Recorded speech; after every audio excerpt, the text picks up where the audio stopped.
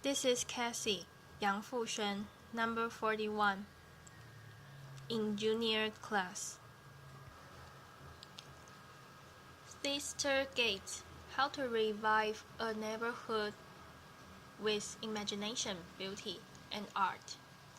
I'm a potter, which seems like a fairly humble vocation. I know a lot about pots. I've spent about 15 years making them.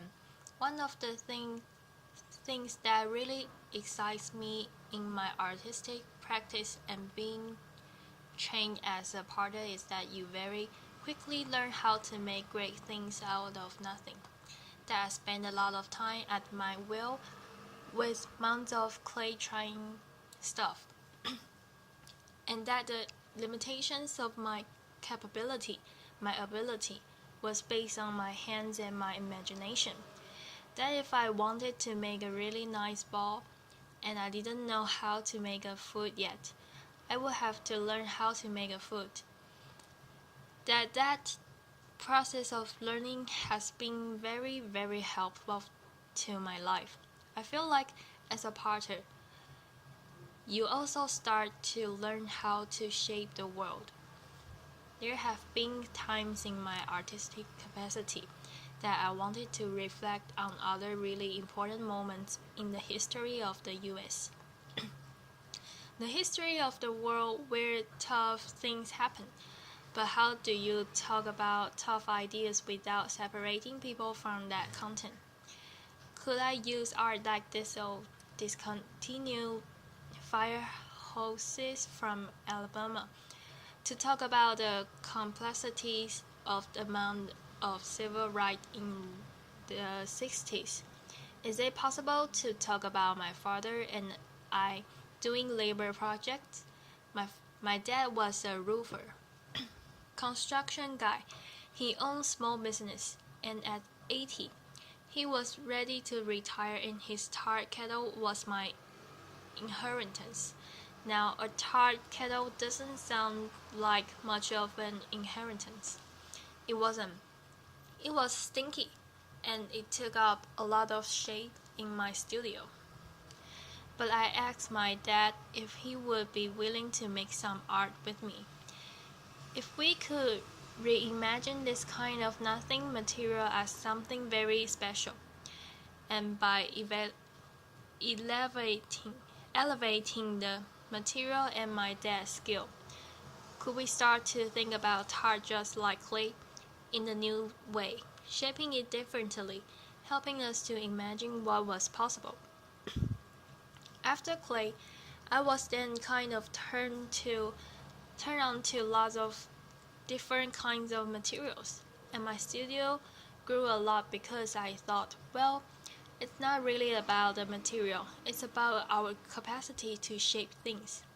I became more and more interested in ideas and more things that were happening just outside my studio. Just to give you a little bit of context, I live in Chicago. I live on the south side now. I am a West Sider. For those of you who are not Chicagoans, that won't mean anything. But if I didn't mention that I was a West Sider, there would be a lot of people in the city that would be very upset. The neighborhood that I live in is Green Crossing. It's a neighborhood that has seen better days. It is not a gated community by far. There is lots of abandonment in my neighborhood, and while I was kind of busy making pots and busy making art and having a good art career, there was all of this stuff that was happening just outside my studio. All of us know about failing housing markets and the challenge of blight, and I feel like we talk about it with some of our cities more than others. But I think a lot of our US cities and beyond have the challenge of blight, abandoned buildings that people no longer know what to do anything well with. And And so I thought, is there a way that I could start to think about these buildings as an extension or an expansion of my artistic practice? And that if I was thinking along with other creatives, architects, engineers, real estate, finance people, that us together might be able to kind of think in more complicated way about the reshaping of cities. So I bought a building. The building was really affordable. We checked it out. We made it as beautiful as we could. We too. We could to try to just get some activity happening on my block. Once I bought the building for about $18,000. I didn't have any money left, so I started sweeping the building as a kind of performance. This is performance art, and people would come over and I would start sweeping. Because the broom was free and sweeping was free. It worked out. Laughter. But we used the building then to stage exhibition, small dinners, and we found that the building on my block, Theaster, we now refer to the block as Theaster projects. That in a way that building became a kind of gathering site for lots of different kinds of activity. We turned the building into what we call now the archive house. The archive house would do all of these amazing things. Very significant people in the city and beyond would find themselves in the middle of the hood. And that's when I felt like maybe there was a relationship between my history with clay and this new thing that was starting to develop.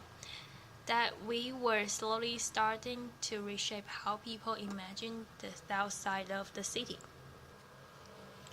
One house turned into a few houses, and we always try to suggest that not only is creating a beautiful vessel important, but the contents of what happens in those buildings is also very important. So we were not only thinking about development, but we were thinking about the program, thinking about the kinds of connections that could happen between one house and another, between one neighbor and another.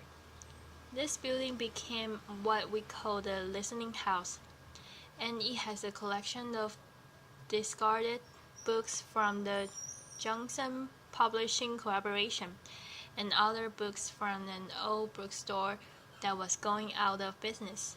I was actually just wanting to activate these buildings as much as I could with whatever and whoever would join me.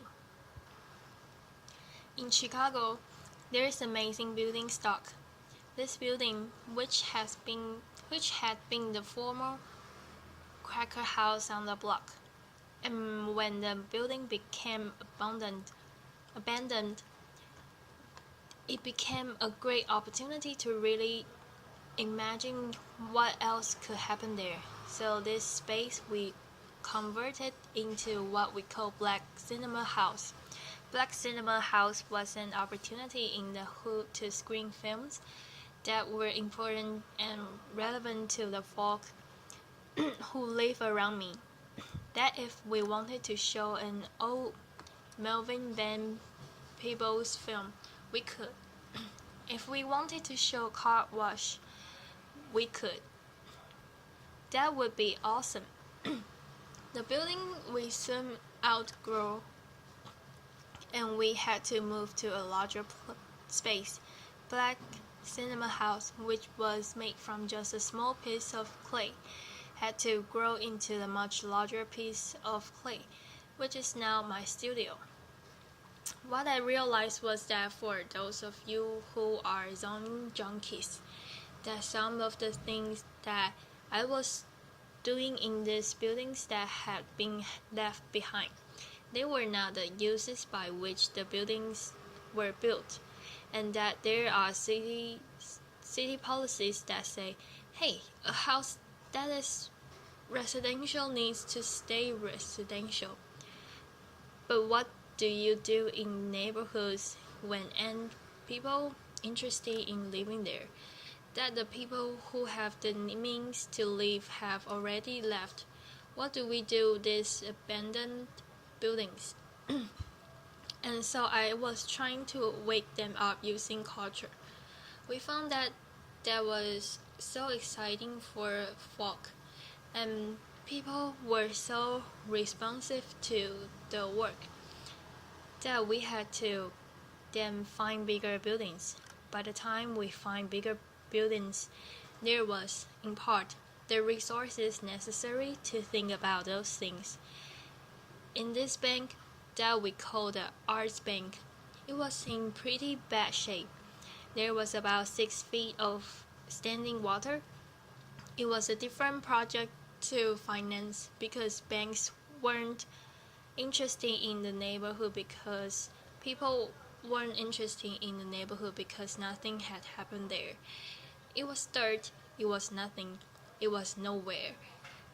And so we just started imagining what else could happen in this building. Applause.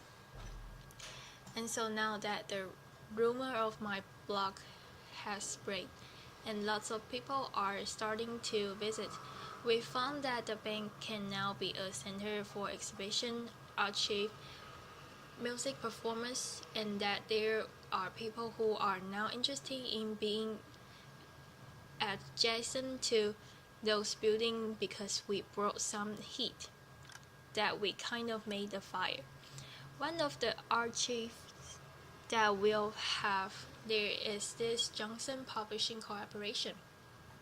We've also started to collect memorabilia from American history, from people who live or have lived in that neighborhood. Some of these images are degraded images of black people, kind of histories of very challenging content. And we're better than a neighborhood with young people who are constantly asking themselves about their identity to talk about some of the complexities of race and class.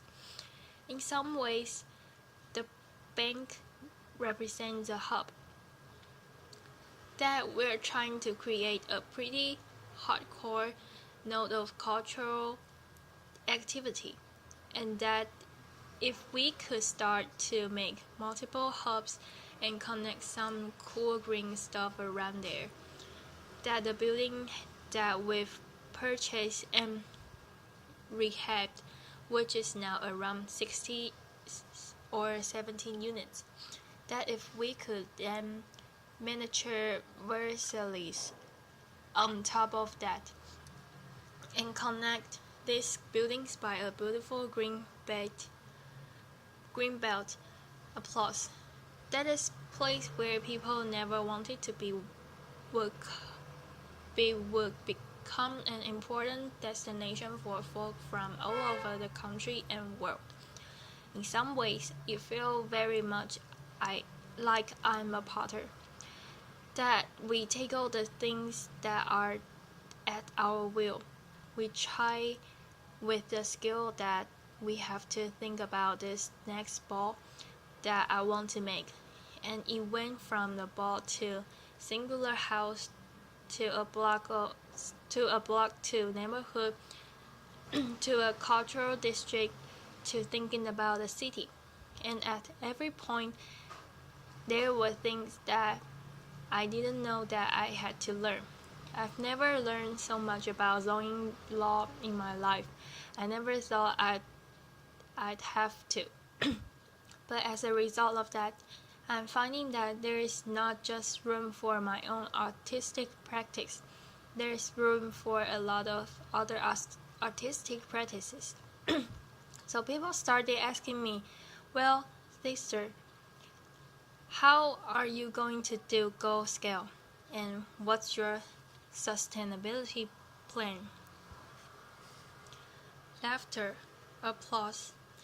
And what I found was that I couldn't export myself that what seems necessary in cities like Akron, Ohio, and Detroit, Michigan, and Gary, Indiana, is that there are people in those places who already believe in those places, that are already dying to make those places beautiful, and that often those people who are passionate about a place are disconnected from the resources necessary to make cool things happen, or disconnected from a contingency of people that could help make things happen. So now we're starting to give advice around the country on how to start with what you got, how to start with the things that are in front of you, how to make something out of nothing, how to reshape your world at the will or at your block or at the scale of the city. Thank you so much. Applause. June Cohen. Thank you. So I think many people watching this will be asking themselves the question you just raised at the end. How can they do this in their own city? You can explore yourself. Give us a few pages out of your playbook about what someone who is inspired about their city can do to take on projects like yours. Theaster Gates. One of the things I found that really important is giving thought to not just the kind of individual project like an old house, but what's the relationship between an old house, a local school, a small bodega, and is there some kind of synergy between those things? Can you get those folk talking? I found that in cases where neighborhoods have failed, they still often have a pause. How do you identify the pause in that place, the passionate people, and then how do you get folk who have been fighting, slogging for 20 years, re-energized about the place that they live? And so someone has to do that work. If I were a traditional developer, I would be talking about buildings alone, and then putting a for lease sign in the window. I think that you actually have to create more than that there is a way in which you have to be mindful about what are the business that I want to grow here, and then are there people who live in this place who want to grow those business with me, because I think it's not just a cultural space or housing. There has to be the recreation of an economic core. So thinking about those things together feels right. JC. It's hard to get people to create the spark again when people have been slogging for 20 years. Are there any methods you found that have helped break through? TG. Yeah, I think that now there are lots of examples of folk who are doing amazing work, but those methods are sometimes like when the media is constantly saying that only violent things happen in a place, then based on your skill set in the particular context, what are the things that you can do in your neighborhood to kind of fight some of that? So I found that if you're a theater person, you have outdoor street theater festivals. In some cases, we don't have the resources in certain neighborhoods to do things that are a certain kind of splashy. But if we can then find ways of making sure that people who are local to a place, plus people who could be supportive of the things that are happening locally, when those people get together, I think really amazing things can happen.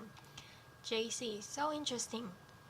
And now can you make sure that the projects you are creating are actually for the disadvantage and not just for the sort of vegetarian indie movie crowd that might move in to take advantage of them?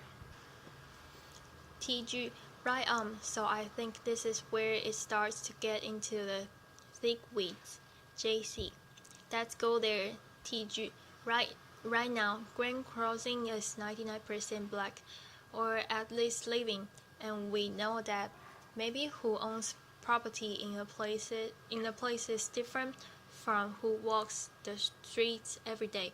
So it's reasonable to say that Grand Crossing is already in the process of being something different than it is today. But are there ways to think about housing trust or land trust or a mission-based development that starts to protect some of the space that happens? Because when you have 7,500 empty lots in a city, you want something to happen there, but you need entities that are not just interested in the development piece, but in entities that are interested in the stabilization piece. And I feel like often the developer piece is really motivated, but the other work of a kind of neighborhood consciousness, that part doesn't live anymore. So how do you start to grow up important watchdogs that ensure that the resources that are made available to new folk that are coming in are also distributed to folk who have lived in a place for a long time? JC, that makes so much sense. One more question. You make such a compelling case for beauty and the importance of beauty and the art. There would be others who would argue that funds would be better spent on basic services for the disadvantaged. How do you combat that viewpoint or come against it? TG, I believe that beauty is a base service. Applause. Often what I have found is that when there are resources that have not been made available to certain under-resourced cities or neighborhoods or communities, that sometimes culture is the thing that helps to ignite. And that I can't do everything, but I think that there is a way in which if you can start with culture and get people kind of reinvested in their place, other kinds of adjacent amenities start to grow, and then people can make a demand that's a poetic demand, and the political demands that are necessary to wake up our cities, they also become very poetic. JC, it makes perfect sense to me. Theaster, thank you so much for being here with us today. Thank you. Theaster, great. Gates. Applause.